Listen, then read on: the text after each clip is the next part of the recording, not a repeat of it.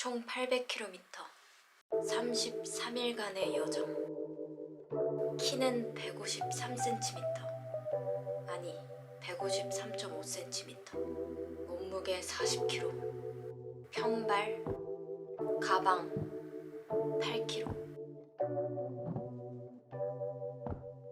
제 인생을 바꾼 여행은요, 스페인 산티아고 순례길이었어요.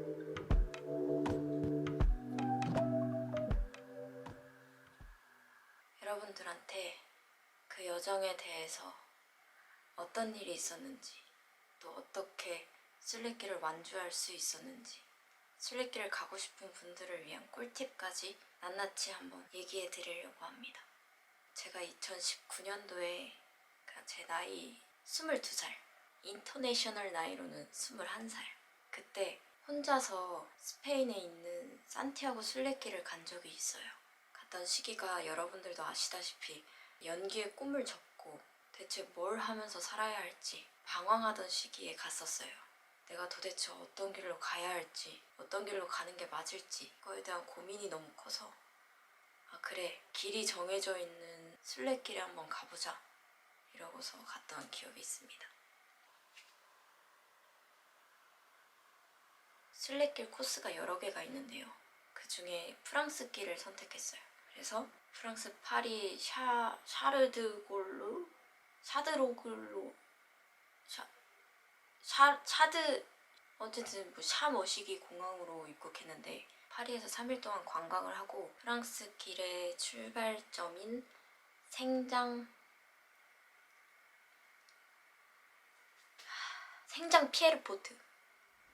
피에르포트에 도착을 했습니다. 생장 피에르포트 그 마을이 산골 마을이에요.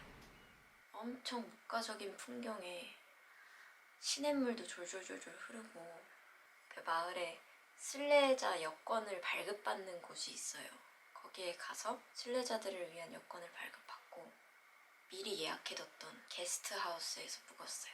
여기서 약간 또 저는 전혀 예상치 못했던 일이 일어났는데요. 같은 방에 있는 친구가 프랑스 남자애였는데 저보다 1살 어렸어요. 그 친구는 20살이고 저는 21살 이랬죠. 근데 걔가 딱 헬로 이러고 들어오는데 좀 귀엽대? 네, 좀 귀여워가지고 얘 뭐야? 왜 이렇게 좀 잘생겼네? 이러고 생각을 했어요.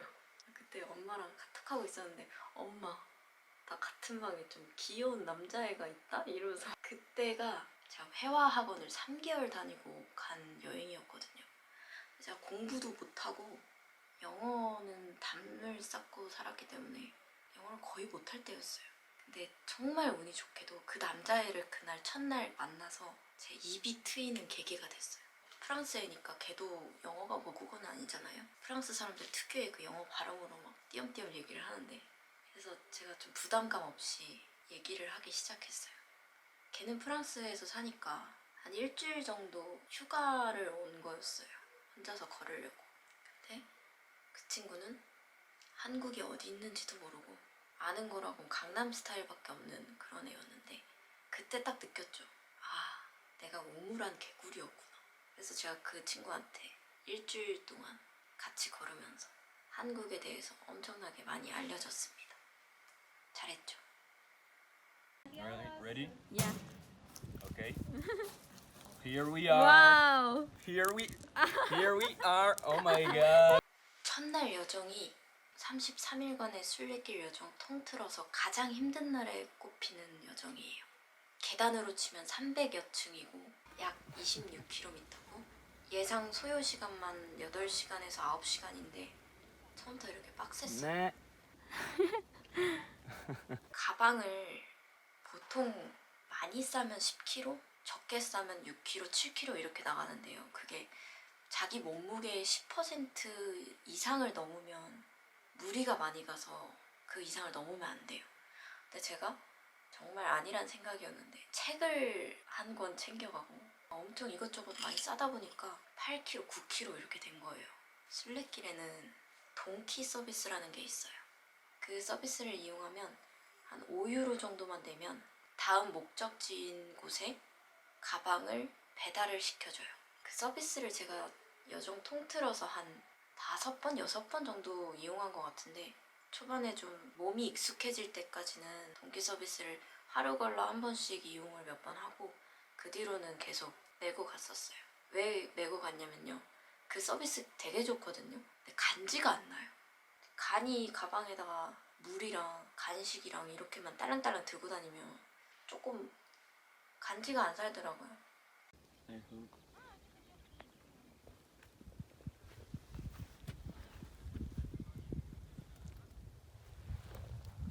The weather is so good. Yeah. You're high.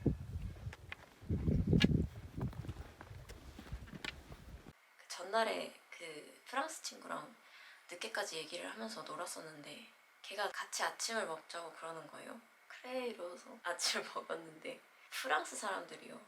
식탁에서 말이 엄청 많아요. 전 빨리 출발하고 싶은데 걔가 있던 다른 프랑스인들이랑 계속 수다를 떠는 거예요. 거의 1시간 떨었던 것 같아요. 근데 전 못 알아듣죠. 영어로 하는 것도 아니고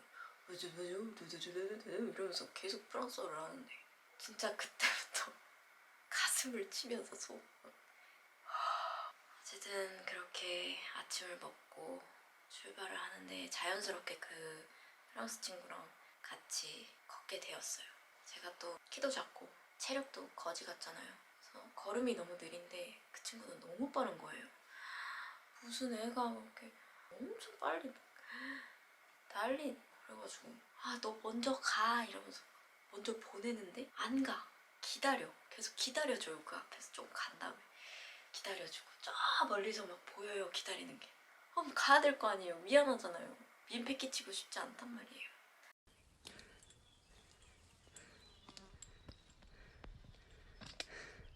You okay? No. 그때 점심 먹는 시간 딱 한 번 빼고 앉아서 쉰 적이 한 번도 없어요. 그 계단 300여 층 26km를 몇 시간 동안 걷는 동안 한 번밖에 못 쉬었어요. 걔 때문에. 미안. 근데 너 덕분에 아주 힘내서 갈 수 있었지. 계속 나한테 화이팅 해주고. 근데 첫날에 개빡셌습니다. No, I prefer this not paper.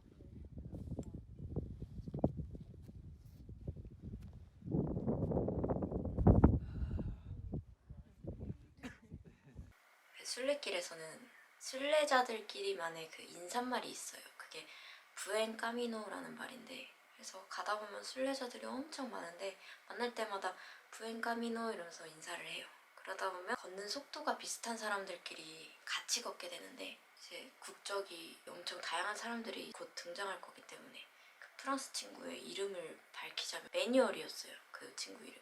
매뉴얼이 엄청 친화력이 좋아가지고 미국 언니 2명이랑 독일 남자분이랑 이렇게 그룹이 되어서 론세스바이스를 넘게 되었어요.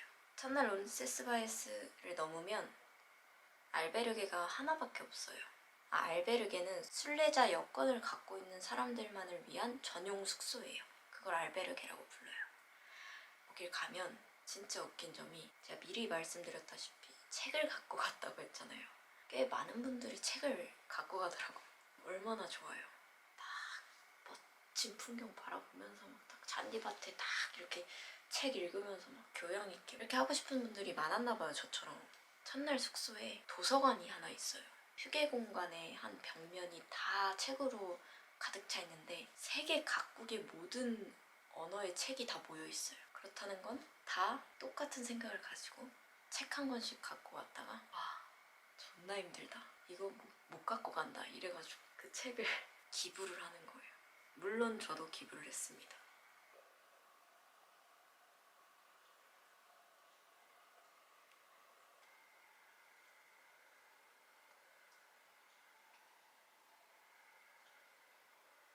알베르게에서 첫날에 순례자들 전용 식당에서 밥을 주는데 메뉴 선택권이 그렇게 많진 않아요.